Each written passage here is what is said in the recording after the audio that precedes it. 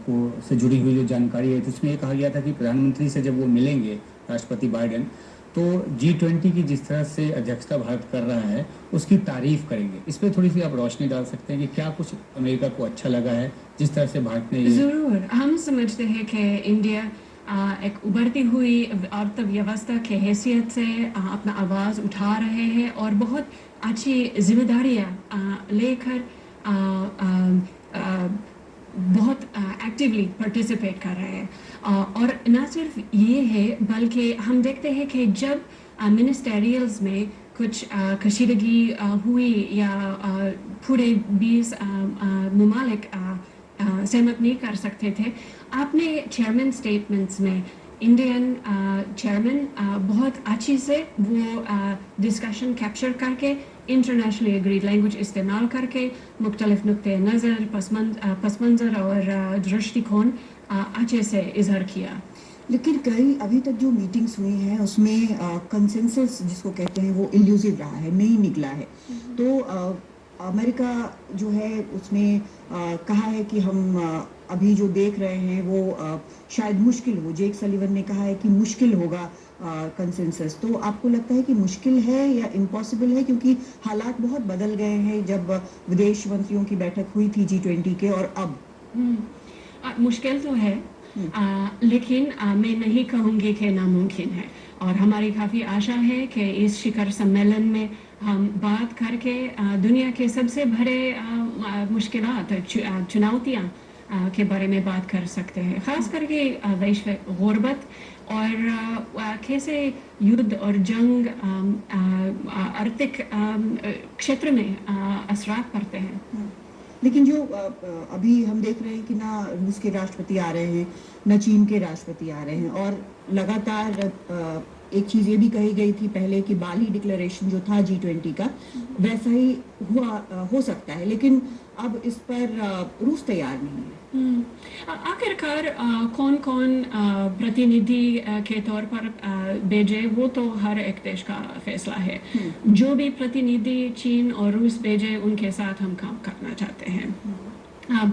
जब आप कह रहे हैं कि सूरत हाल बदल रहे हैं, मैं इस मिसाल देना चाहती हूँ उदाहरण के तौर पर कि देखिए रूस ना सिर्फ ब्लैक सी ग्रेन इनिशिएटिव से निकल गए जिसके तहत यूक्रेन अपने अनाज निर्यात कर सकते थे, बल्कि उनके अनाज के गोदामों पर ही हमला किया करते हैं। और ये तो वैश्विक मंदी पर असरात पड़ती है और अनाज की महंगाई में कौन नुकसान पहुंचाते हैं? दुनिया के गरीब तरीन लोगों हैं।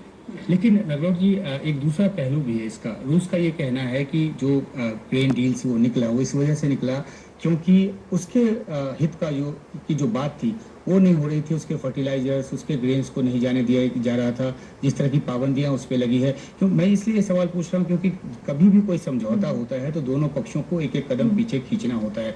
तो रूस भी अपनी मांग पे अड़ा हुआ और G20 कहीं ना कहीं दो खेमों में बट गया है। हाँ, रूस के बातों से मुतफिक नहीं है क्योंकि हमारे पाबंदी जो रूस पर है वो ह्यूमैनिटेरियन आइटम्स पर कोई ताल्लुक नहीं है।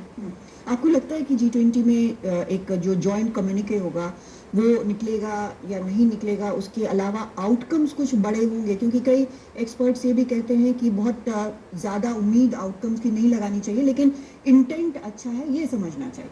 हाँ ज़रूर, अमरीकी लक्ष्य जो जिसके साथ हम हमारे ऊंचे से ऊंचे सिते के शिरकतदार आ रहे, हम जलवायु परिवर्तन के बारे में एम्बिशन और बढ़ाना चाहते हैं सब पार्टिसिपेंट्स के साथ, और हम अंतर्राष्ट्रीय मालियाती संस्थाओं के वसाइल भी बढ़ाना चाहते हैं। डेट रीस्ट्रक्चरिंग, लोन सिस्टम, ये इन सब पे भी ज़्यादा इंटरेस्टेड है? जी हाँ।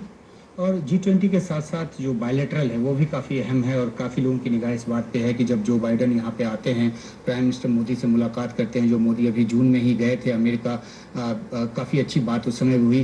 तो बायलैटरल से क्या आउटकम निकलने की आपको उम्मीद है या क्या आप सोचती हैं कि किस तरह से यहाँ पर ये बायलैटरल जो है एक अच्छा नतीजा देकर जाए। हाँ, जाहिर है कि अमेरिका और इंडिया के संबंध जो है वो बेहतर से बेहतर होती रहती है और हमारे तावन बड़े पैमाने पर हो रहा है, जिनमें से क्रिटिकल इमर्जिंग टेक्नोलॉजीज है, शिक्षा है,